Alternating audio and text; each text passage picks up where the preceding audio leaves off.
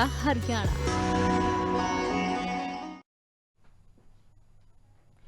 राम राम, नमस्कार। मैं हूं आपके साथ अनामिका धीमान। मारा हरियाणा देख रहे सभी दर्शकों का स्वागत है। पूर्व मंत्री कैप्टन अभिमन्यु की ओर से एक के बाद एक खुलासे किए गए हैं। भूपेंद्र सिंह हुड्डा को लेकर बड़े बयान दिए गए हैं। लिविंग इंडिया न्यूज पर एक्सक्लूसिव बातचीत के दौरान भूपेंद्र सिंह हुड्डा पर जमकर बरसे हैं कैप्टन अभिमन्यु। हिंसा की जमीन पर चुनाव जीतते आ रहे हैं हुड्डा, यह बड़ा बयान दिया गया। कहा कि दीपेंद्र हुड्डा के 5 विधायक हैं। मेरी कोठी जलाने की स्क्रिप्ट भूपेंद्र सिंह हुड्डा ने लिखी थी। बड़ा बयान दिया गया है। 2016 के घटनाक्रम को याद कर भावुक हुए हैं कैप्टन अभिमन्यु और इस दौरान उनकी ओर से भूपेंद्र सिंह हुड्डा पर एक और बड़ा आरोप लगाया गया कि मेरी कोठी को जलाने की स्क्रिप्ट पूरी के पूरी भूपेंद्र सिंह हुड्डा की ओर से लिखी गई थी। 2016 में जाट आरक्षण के दौरान यह कोठी जलाने का मामला सामने आया था। अब इसको लेकर लिविंग इंडिया न्यूज पर एक्सक्लूसिव बातचीत के दौरान पूर्व मंत्री कैप्टन अभिमन्यु की ओर से बड़े आरोप लगाए गए हैं। क्या कुछ कहना है, आइए सुनते हैं। 2016 के उस एपिसोड पर आना चाहती हूँ, उस कांड पर जिससे आज भी हरियाणा की राजनीति हो या आप हो या भूपेंद्र सिंह हुड्डा हो या जाट समुदाय, उसका पीछा नहीं छूट रहा है। वो था उस वक्त के सबसे ताकतवर मंत्री कैप्टन अभिमन्यु की कोठी को आग के हवाले करना। उसकी सच्चाई क्या है? क्योंकि अब वो आरोपी बरी हो गए सीबीआई कोर्ट से। उसके बाद कुछ नए तथ्य सामने आ रहे हैं। उसमें से एक आरोपी भी है धर्मेंद्र हुड्डा। उसने वीडियो में आके जो दावे किए हैं कि इसके पीछे भूपेंद्र सिंह हुड्डा सीधे सीधे जिम्मेदार हैं, साजिशकर्ता वही थे, सिर्फ आपको मोहरा बनाया जा रहा था। आपको दिखाया जाता है कि आप सबसे बड़े साजिशकर्ता हैं, आप सुपर सीएम बनना चाहते हैं, आप उस कम्युनिटी का चेहरा बनना चाहते हैं, उसको लीड करना चाहते हैं। सच्चाई क्या है सर उस दिन की? देखिए, 2016 का जो दर्दनाक हादसा था जी, सुदेश जी, कोठियाँ 100 कुर्बान, वो ईंट मिट्टी गारा किए फिर बन जाती है। वो मेरे परिवार के ऊपर भी हमला था। उसमें मेरे परिवार की महिलाएं भी थे, बच्चे भी थे। केवल एक मेरे परिवार पर हमला नहीं था, केवल मेरे स्कूल, मेरे प्रेस और दूसरे प्रतिष्ठान संस्थानों पर हमला नहीं था। हरियाणा प्रदेश की आत्मा पर हमला था। हरियाणा प्रदेश के और विशेष रूप से कुछ जिलों के अंदर हजारों दुकानें, प्रतिष्ठान, संस्थान, स्कूल्स और हजारों गाड़ियां जलाई गई थी। 32 लोग उसके अंदर मरे थे। वो मेरे परिवार, हरियाणा के मेरे परिवार के सदस्य थे। विषय एक कोठी का नहीं था। और उस पूरे प्रकरण में कोई भी सच सामने आने की स्थिति नहीं थी कि सच किस प्रकार से सामने आए। और षड्यंत्रकर्ता खुले आम सारी षड्यंत्र को अंजाम दे रहे थे। सब आज खुद मैंने भी देखा वीडियो, तो वो बता रहे हैं कि वो एनएसयूआई के अध्यक्ष थे। बिल्कुल। एक बता रहे हैं साथी कि वो उनके कांग्रेस के ब्लॉक के अध्यक्ष थे। और भी लोग हैं जो कांग्रेस पार्टी के पदाधिकारी थे। कुछ लोग 10-10 साल तक सरकारी पदों पर आसीन थे। तक में जो भी तांडव हुआ वो 3-4 दिन, वो सब स्क्रिप्टेड था। भूपेंद्र सिंह हुड्डा स्क्रिप्ट राइटर थे। वेल स्क्रिप्टेड था पूरी तरह से। और वो सारी उनकी टीम थी। सारा वो गंगोत्री, वहीं से ये सब निकल रहा था। गंगोत्री शब्द उपयुक्त नहीं है इस कुकर्म के लिए। ऐसे तो पंच प्यारे भी उपयुक्त नहीं था। हाँ, उपयुक्त नहीं है उस नाते से। लेकिन मैं उस भाव को रखते हुए कि जिन लोगों ने सारा हरियाणा को जलाने का खेल रचा और वो अपने आप को सफ़ेद पोश बन करके और समाज में जाने की हिम्मत करें, जिस नुमाइंदगी करते हैं जिस समाज के दोषी हैं, वो जाट कौम का, जाट समुदाय का सर्वाधिक नुकसान इस राजनीतिक सत्ता लोलुपता ने, राजनीतिक परिवारवाद की उनकी जो मोह है, जो उनका धृतराष्ट्र का जो उनका मोह है, उसने हरियाणा के हितों को भी नुकसान किया है, भाईचारे को नुकसान किया है। उन्होंने जाट समाज का भी सर्वाधिक अहित किसी ने किया है तो इन लोगों ने किया है। 2016 के उस समय का जिक्र करते हुए नजर आए हैं कैप्टन अभिमन्यु और इसी के साथ ही भावुक भी हुए हैं। बता दें कि 2016 में जो जाट इलेक्शन हुआ था और इस दौरान पूर्व मंत्री कैप्टन अभिमन्यु की कोठी को जला दिया गया था, हिंसा हुई थी, गाड़ियां जलाई गई थी, कई लोग मारे गए थे। उस समय को याद करके कैप्टन अभिमन्यु की ओर से सीधे तौर पर इसे स्क्रिप्टेड बताया गया है और भूपेंद्र सिंह हुड्डा पर तंज कसा गया है। कहा कि भूपेंद्र सिंह हुड्डा ने जाट समुदाय के लोगों को नुकसान पहुंचाया है, नुकसान किया है भूपेंद्र सिंह हुड्डा की ओर से। और इसी के साथ ही पूरी कांग्रेस को निशाने पर लेकर कैप्टन अभिमन्यु की ओर से बड़े आरोप लगाए गए हैं। फुल स्क्रिप्टेड बताया गया इस पूरे आरक्षण को लेकर, जो हिंसा उस समय हुई थी उसको लेकर बताया गया कि यह एक सोची समझी साजिश थी। और इसको लेकर अब जो भूपेंद्र सिंह हुड्डा की ओर से लगातार इसकी नुमाइंदगी की जाती है, बातचीत की जाती है, इसको लेकर उस पर भी कैप्टन अभिमन्यु तंज कसते हुए नजर आए हैं।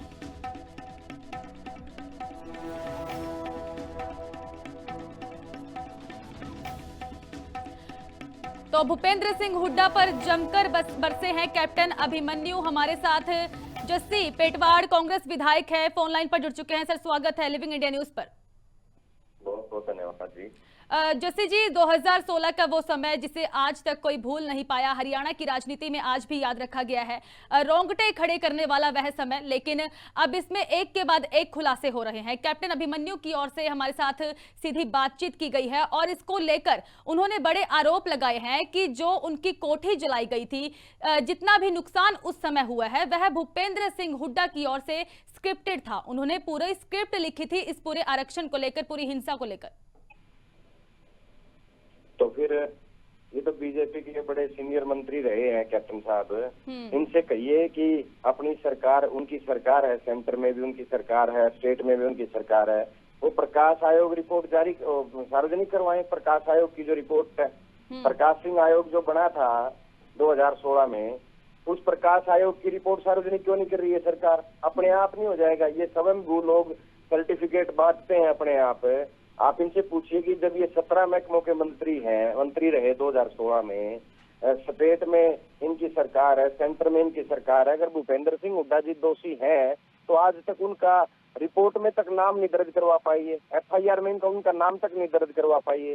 तो ये लोग केवल और केवल अपनी उस बहुत जो हरियाणा जलाने का काम इन लोगों ने मिलकर किया था, उस कांड को के ऊपर पर्दा डालने के लिए चौधरी भूपेंद्र सिंह हुड्डा जी का सहारा लेते हैं। और आजकल तो इनके सपनों में चौधरी भूपेंद्र सिंह हुड्डा आते हैं, इनको चौधरी भूपेंद्र सिंह हुड्डा के अलावा कोई दिखाई नहीं देता। ये भी कहा गया है कि पूरे जाट समुदाय को नुकसान पहुंचाया गया है भूपेंद्र सिंह हुड्डा की ओर से, कांग्रेस ने नुकसान पहुंचाया है। जाट समुदाय को नुकसान तो उन साजिशकर्ता लोगों ने पहुंचाया, जिन बीजेपी की सरकार में बैठ करके, जिन्होंने इतना बड़ा कांड रचा, पूरा हरियाणा जलवा दिया जिन लोगों ने बैठ करके। और अगर भूपेंद्र सिंह हुड्डा ने साजिश की है तो फिर आज तक नाम क्यों नहीं डलवा पाए? एक ही सवाल है और कोई सवाल ही नहीं है।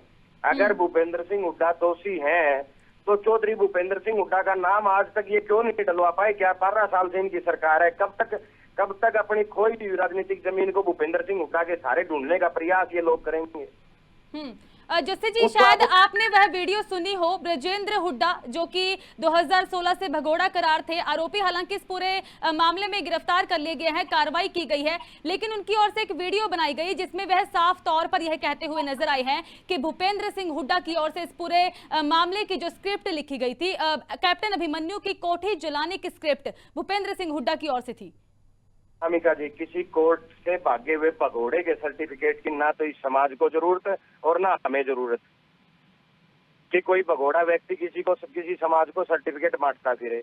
आप उनसे ये पूछ लो ना कि 12 साल से आपकी सरकार है, अगर भूपेंद्र सिंह हुड्डा जी दोषी हैं तो आज तक उनका नाम FIR में क्यों नहीं डलवा पाए? दूसरा, उनसे ये पूछ लीजिए कि 12 साल से वो सत्ता में हैं, ऊपर नीचे हैं, आज तक वो ये नहीं तय कर पाए कि भी उनकी सिक्योरिटी किसने हटाई।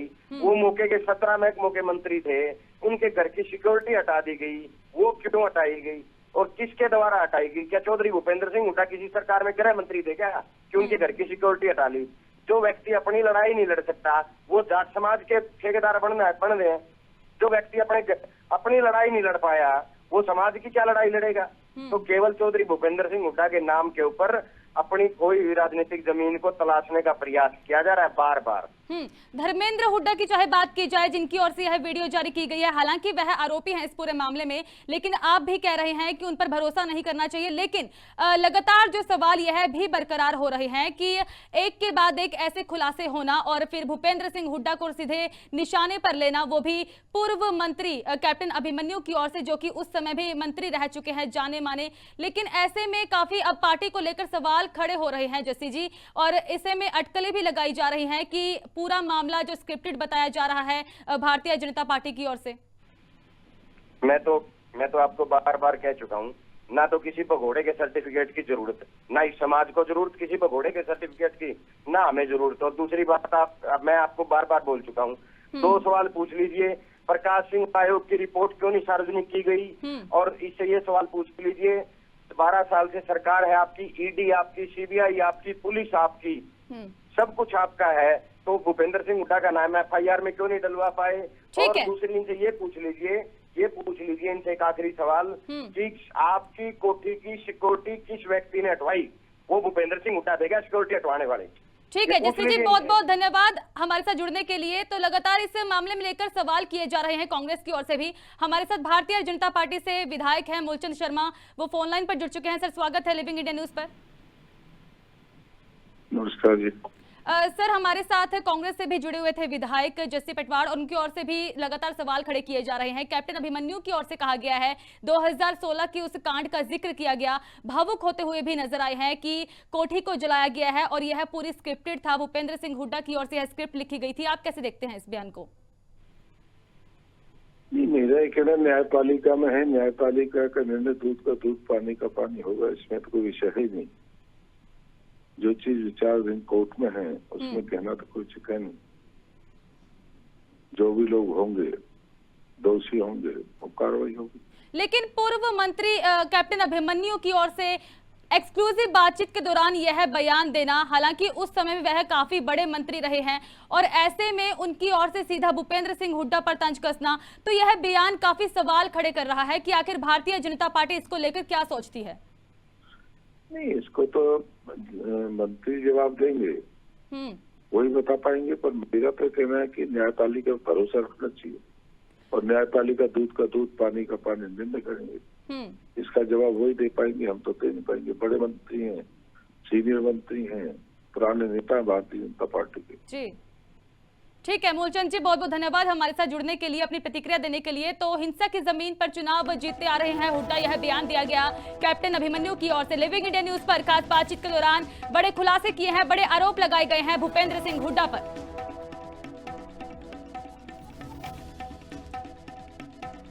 समय हो चुका है छोटे से ब्रेक का, मिलते हैं ब्रेक के बाद।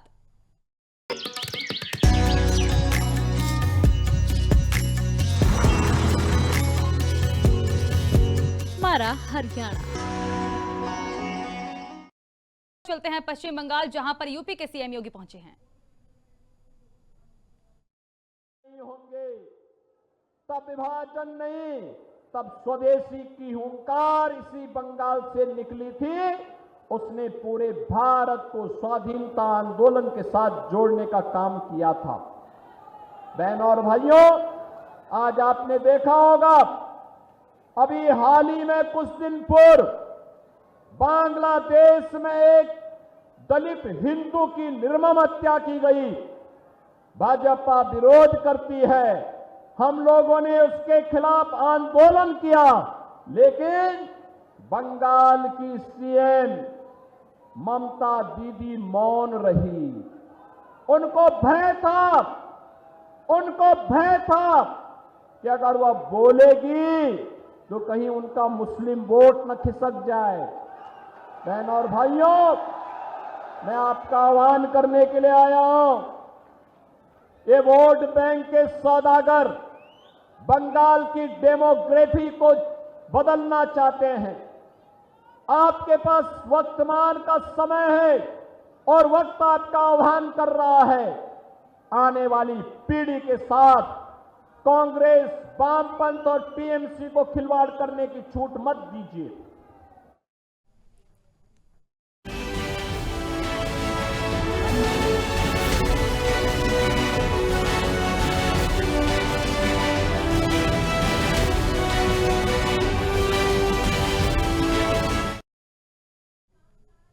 कुरुक्षेत्र में महात्मा ज्योतिबा फूले की 200वीं जयंती पर एक विशाल कार्यक्रम आयोजित किया गया। जयंती समारोह में मुख्यमंत्री नायब सिंह सैनी मुख्य अतिथि के रूप में शामिल हुए और महात्मा ज्योतिबा फूले को श्रद्धांजलि अर्पित कर नमन किया है।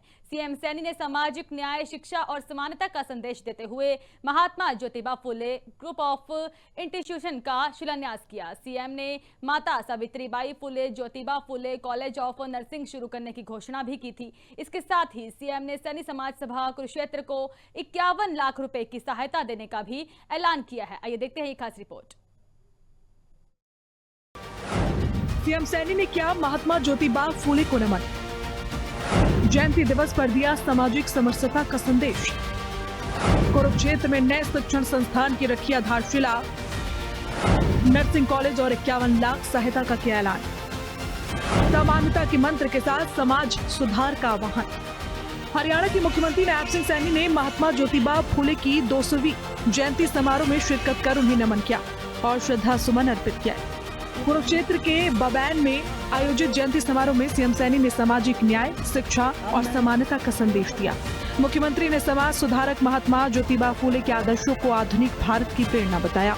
अपने विचारों, अपने संघर्षों और अपने कर्मों से भारत के इतिहास को एक नई दिशा देने का काम महात्मा ज्योतिबा फूले ने किया है। साथियों, इस पावन अवसर पर मैं महात्मा ज्योतिबा फूले जी को भी श्रद्धा पूर्वक मैं नमन करता हूं, उनको प्रणाम करता हूं। मुख्यमंत्री नायब सिंह सैनी ने महात्मा ज्योतिबा फूले के संदेशों का जिक्र करते हुए बताया कि उन्होंने अपने संघर्ष, विचारों और सामाजिक चेतना से भारतीय समाज को नई दिशा देने का काम किया है। महात्मा फूले का जीवन सामाजिक परिवर्तन, महिला, शिक्षा, समान अधिकार और शोषित वर्गों के उत्थान का प्रतीक रहा है। मुख्यमंत्री नायब सिंह सैनी ने बताया कि ये आयोजन केवल जयंती समारोह नहीं है, बल्कि सामाजिक जागरण, शिक्षा और समानता के संकल्प को दोहराने का अवसर है। साथियों, यह राज्य स्तरीय समारोह ये सामाजिक जागरण, शिक्षा और समानता के उस संकल्प को ये पुनर्जीवित ये करने का अवसर है, जिसे महात्मा ज्योतिबा फूले जी ने अपने जीवन का एक उद्देश्य बनाया है। Mahatma Jyotiba Phule group of institution की रखी आधारशिला। सामाजिक शिक्षा और आधुनिक विकास का नया केंद्र बनेगा संस्थान। कार्यक्रम में मुख्यमंत्री नायब सिंह सैनी ने महात्मा ज्योतिबा फूले के नाम पर स्थापित किए जाने वाले नए शिक्षण संस्थान की आधारशिला रखी और शिक्षा के क्षेत्र में से ऐतिहासिक कदम बताया। सीएम सैनी के मुताबिक शिक्षण संस्थान आने वाले समय में हजारों विद्यार्थियों के भविष्य को नई दिशा देगा। सीएम सैनी ने विश्वास जताया कि यहाँ से निकलने वाले छात्र छात्राएं केवल डिग्रीधारी नहीं, बल्कि जिम्मेदार नागरिक बनकर राष्ट्र निर्माण में अहम योगदान देंगे। मुझे विशेष खुशी है कि आज ही Mahatma Jyotiba Phule group of institution की आधारशिला आज यहाँ पर हमारे ये पदाधिकारियों ने रखी है। साथियों, शिक्षा के माध्यम से समाज को सशक्त बनाने का जो सपना महात्मा ज्योतिबा फूले जी ने देखा था, यह संस्थान उसी सपने को साकार करने की दिशा में एक महत्वपूर्ण कदम ये साबित होगा। साथियों, मुझे विश्वास है कि यहाँ से निकलने वाला हर विद्यार्थी समाज का जिम्मेवार नागरिक बन करके राष्ट्र निर्माण के योगदान में अपना महत्वपूर्ण योगदान देने का काम करेगा।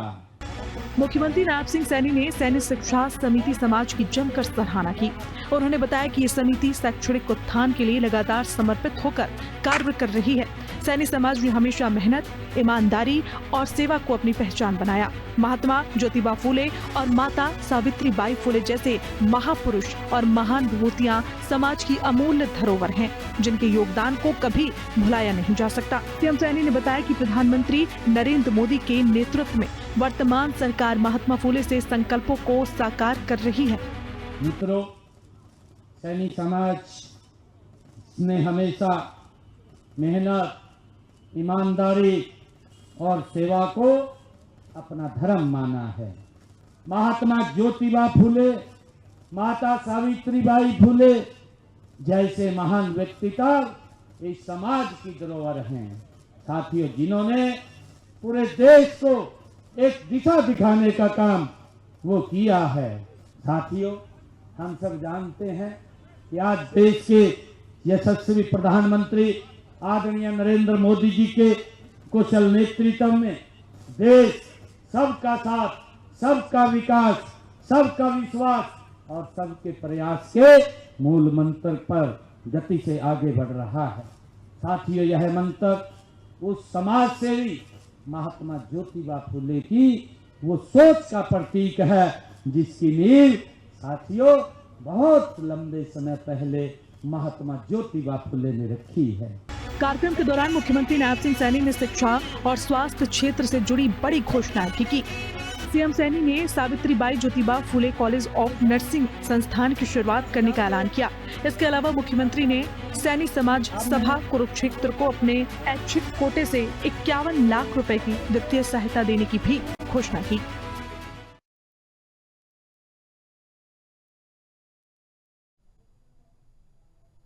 आप जुड़े रहे लिविंग इंडिया न्यूज के साथ, मुझे दीजिए इजाजत। धन्यवाद।